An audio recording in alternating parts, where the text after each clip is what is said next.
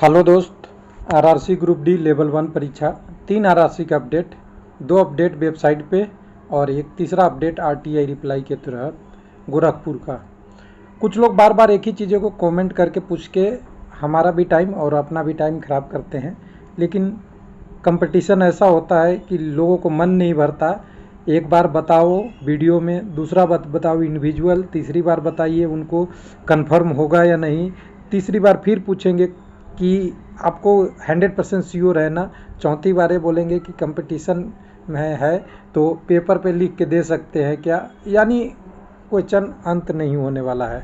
वैसे ही गोरखपुर का कई लोगों का सवाल था, तो चलिए आज एक बार बोल ही देते हैं साफ साफ। उसके बाद हाजीपुर में बायोमेट्रिक का वेरिफिकेशन है, तो लोगों को पूछ रहे हैं बायोमेट्रिक में क्या क्या होता है।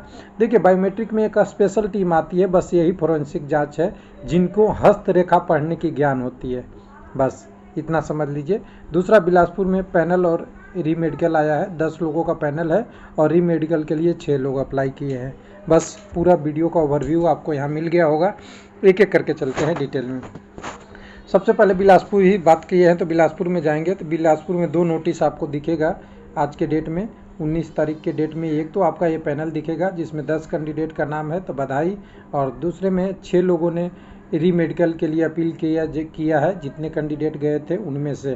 तो अपील के लिए लोग री मेडिकल का नोटिस दिया हुआ था, उसके बाद यहाँ री मेडिकल देखेंगे तो मात्र 6 लोगों ने अपील किया है, या 6 लोगों का अपील माना गया है और सबकी नागपुर में है, तो यानी 6 नहीं 7 लोगों का, ठीक है जी, 7 लोगों का है। और टोटल 9 बजे की रिपोर्ट करना है, 28/6 को रिपोर्ट करना है। इनके अगर मेडिकल में फिट हो जाते हैं तो इनको आगे की प्रोसेस में सम्मिलित की जाती है। और एक क्वेश्चन और लोगों का है फी रिफंड का। देखिए, जितने लोग अप्लाई करते हैं उनकी फ़ीस सबको लगती है 1000 रुपये, लेकिन जो लोग मेडिकल नीचे जैसे पहले दे दिया B1 और आपकी मेडिकल आके ऊपर आती है A2, आपका दे दिया C1, आपका मेडिकल आता है B1, ऐसे किसी तरह से ऊपर आपका होता है तो ये 1000 रुपये आपको रिफंड किया जाता है, ये रूल है। और अगर आपका मेडिकल स्टैंडर्ड सेम रहेगा तो आपकी वो पैसे रिफंड नहीं होगा। तो चलिए, इन कैंडिडेटों का अब रिजल्ट आएगा तब पता चलेगा कि कितने लोग आगे हुए, 1-2 तो हो ही जाएंगे। उसके बाद आगे बात करते हैं यहाँ पे। तो आगे आपका पैनल है, जो कैंडिडेट की सारी कंडीशन लिखने के बाद 10 कैंडिडेटों का प्रोविजनल पैनल है और 10 कैंडिडेटों में बाकी कैंडिडेट का अलग है। बाकी ये देखें, 10 कैंडिडेटों का प्रोविजनल पैनल यहाँ पे आपको नीचे में बहुत नीचे दिया है, बहुत लिखा हुआ है। एक लोको शेड में, कैटेगरी नंबर 8 में 5 कैंडिडेट, कैटेगरी नंबर 9 में 1, 10 में 2 और 17 ट्रैक मेंटेनर में 1 पोस्ट दिया हुआ है। तो टोटल अगर कहेंगे तो 10 पोस्टों का पैनल है। तो बिलासपुर का अपडेट ये है। अभी यहाँ पे लोगों का डिमांड ये आता है कि बिलासपुर में 3rd DB भी आएगी क्या। तो देखिए, 3rd DB आएगी, लेकिन कितनी आएगी और बहुत कम आएगी, क्योंकि यहाँ पे EWS का सीट खाली जा रहा है। उसके कारण से बहुत इक्वेशन गड़बड़ हो गया है। कोई EWS का कैंडिडेट PT क्वालिफाई नहीं है और सीटें खाली है, वो एक इशू है मेजर। उसके बाद दूसरे RRC में चलेंगे तो हम दूसरा RRC हमें दिखेगा हाजीपुर। हाजीपुर में आप आएंगे तो है information for candidate for guideline for found मेडटू इन फोरेंसिक जांच इन ये। आपको इसको देखना है क्या क्या गाइडलाइन है, इसको नोटिस को डाउनलोड कर लीजिएगा। फोरेंसिक जांच होगा तो क्या होगा, तो कहा जाता है कि फोरेंसिक जांच के अंतरिम तौर पर सही और जोग पाए गए उदाहरणों के लिए आवश्यक सूचना, यानी पाए गए या जोग या सही वाले क्या है। तो यहाँ पे देखिएगा, इसमें लिखा हुआ है अभ्यर्थियों के इनेक्शन आमतौर पर सही जोग उम्मीदवारों को दस्तावेज सभा के लिए बुलाया गया था। उनमें क्या है, जांच के लिए आयोजन की संबंधित सूचना जल्दी रेलवे प्रकोष्ठ की वेबसाइट पे दी जाएगी। तो सभी अपने अपने दस्तावेज के लिए रख के तैयार रहें। और नीचे में कुछ लिस्ट दिया है जिसमें लिखा हुआ है list of 15 candidate five provisionally eligible after forensic examination. तो यहाँ देखिए, GUQD के नाम से ये 15 कैंडिडेटों को क्या लिख रहा है, प्रोविजनल एलिजिबल हैं ये जांच के लिए, यानी इनको 15 कैंडिडेटों को जांच का सामना करना पड़ेगा। और ये एलिजिबल है क्योंकि कुछ ना कुछ उनको मिल रही होगी, आधी डाटा नहीं मिल रही होगी, आधी मिल रही है, इसलिए सही पाए जाने पे इनको आगे की प्रोसेस होगी। हालांकि यहाँ पे देखिए 2 तरीके से कंट्राडिक्शन लिखा हुआ है। सही और योग्य पाए गए उम्मीदवारों को रोल नंबर एनेक्स पे उपलब्ध है। सही मतलब ये नहीं सोचिए कि जांच हो गया है। आयोजन अभी क्या लिखा है, आयोजन से संबंधित जल्द ही रेलवे वेबसाइट पे आपको दिया जाएगा डिटेल, और उसके बाद आपकी ये जांच हो सकी, यानी आप समय को मैनेज करने के लिए पहले से ही तैयारी कर लीजिए। तो चलिए इसकी सूचना अभी आएगी, लेकिन अभी हुआ नहीं है, फोरेंसिक जांच होगा। अब आते हैं गोरखपुर वाला जो आरटीआई का रिप्लाई है। कैंडिडेट बार बार एक ही चीज़ को पूछते हैं, और मैं सही में कहें तो आदमी का देखिएगा कि क्या कंसेप्ट होता है। मैं पूरा क्लियर बताता हूँ। यहाँ पे 9/6/2023 का एक आरटीआई है, जिसमें कैंडिडेट ने 5 प्रश्न पूछे थे। 5 में पहला प्रश्न था कि मेरा स्कोर क्या है, मेरा मेडिकल क्या है, दूसरा स्कोर था। तीसरा चौथा क्वेश्चन में लिखा हुआ था कि सेकंड डीबी में ईडब्ल्यूएस के कितना बुलाया गया, तो इन्होंने बुलाया है, किसी अभ्यर्थी को नहीं बुलाया गया। लेकिन जो आपकी सेकंड डीबी आई थी वो 169 कैंडिडेट का शायद था, आपको याद हो। इसमें कम्युनिटी नहीं बताया था, इसलिए कैंडिडेट ने क्वेश्चन किया। इसका क्वेश्चन का निष्कर्ष निकालने से पहले आपको जानना पड़ेगा कि ईडब्ल्यूएस को नहीं बुलाया। इसमें लोगों का कहना है, बहुत सारे अपने अपने टीम बना रखे हैं, या यूनियन कह सकते हैं, अपनी कैंडिडेट का बना रखे हैं।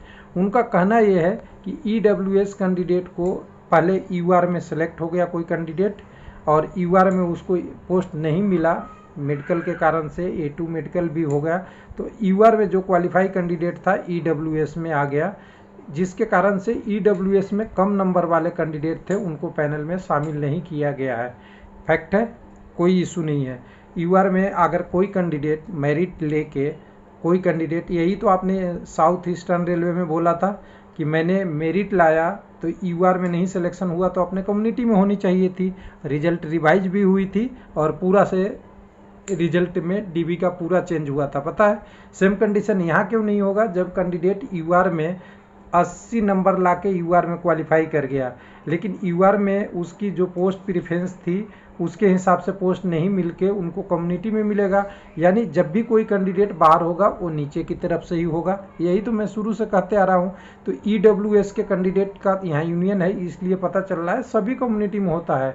ईडब्ल्यूएस हो, ओबीसी हो, एसटी हो, एसटी हो, किसी भी कम्युनिटी के कैंडिडेट हैं, अगर वो यूआर में क्वालिफाई करते हैं, यूआर में सीट मिल जाती है तो ठीक है, नहीं मिलता तो अपने कम्युनिटी के सीट के लिए भागीदार रहेंगे।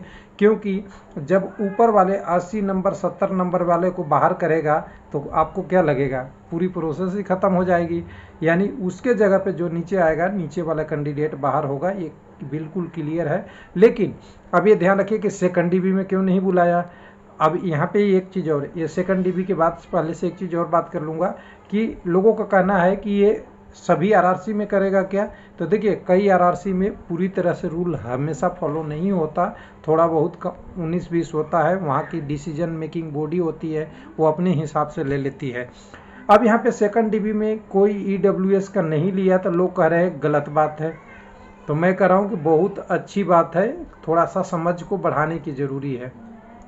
सेकंड डीबी में बुला लेता तो जो मान लीजिए ईडब्ल्यूएस कैंडिडेट 72.70 लाख के अपने ईडब्ल्यूएस में क्वालिफाई थे। मान लीजिए कि हम स्कोर कार्ड और कटअप पे नहीं जा रहे हैं, लेकिन क्वालिफाई थे यूआर में, और यूआर में नहीं अपने ईडब्ल्यूएस में थे। कोई कैंडिडेट इनसे ज़्यादा नंबर रखा होगा, 64 नंबर, वो क्वालिफाई कर गया यूआर में, लेकिन उनका मेरिट नहीं बना, यूआर में पोस्ट नहीं मिला, तो ईडब्ल्यूएस वाला पोस्ट ले गए। ये कैंडिडेट 72.70 वाले बाहर हो गए, और आप कह रहे हैं कि सेकंड डीबी में ईडब्ल्यूएस के बुला लेता तो 72 से नीचे यानी 61 वाला कैंडिडेट को सेकंड डीबी में बुला लेता, तो कंट्राडिक्शन नहीं पैदा हो रहा है। पहले 64 वाला को जॉब मिलेगा, फिर 62 को, फिर 61 को मिलेगा। आप कह रहे हैं कि 62 वाला को पहले जॉब नहीं दो, अब 61 वाला को सेकंड डीबी में बुला लो, तो आरआरसी कैसे बुलाएगा। यानी आरआरसी यहाँ 100% सही है कि सेकंड डीबी में कोई ईडब्ल्यूएस कैंडिडेट को नहीं कॉल करके, अच्छा किया है। जो कैंडिडेट पहले से हैं उनको पहले एडजस्ट कर लेगा, जब सेकंड पैनल जारी होगा तो उतना कटअप दिखा देगा बाद में कि इतना कटअप कम हो गया, और ये सारे कैंडिडेट जो बाहर होने के कगार पे थे उनको पहले बाहर नहीं करके अंदर अंदर ही उनका डॉक्यूमेंट वेरिफिकेशन मेडिकल हो गया है। जैसे ही सीट अवेलेबल हो जाएगी सेकंड डीबी के पर्सपेक्ट में, कुछ ना कुछ सीटें 10% सीट तो देना पड़ेगा ईडब्ल्यूएस को, जितनी नोटिफाई वैकेंसी है वो सेकंड डीबी से जितनी खाली होगी वो सीट वो ये वाले कैंडिडेट, ऐसे कैंडिडेट और भी हैं उनसे भर लेगा। यानी एडजस्टमेंट यहाँ चलेगी, ना कि पहले सेकंड डीबी ले ले, और सेकंड डीबी ले लेता तो और कंडीशन ख़राब हो जाती। ऐसे ही हर जगह होती है।